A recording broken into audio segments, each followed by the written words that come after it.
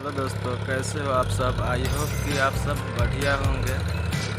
तो आज आए हैं धान वाला खेत मसहनी करने। चलिए आपको लाइव प्रूफ दिखाता हुआ।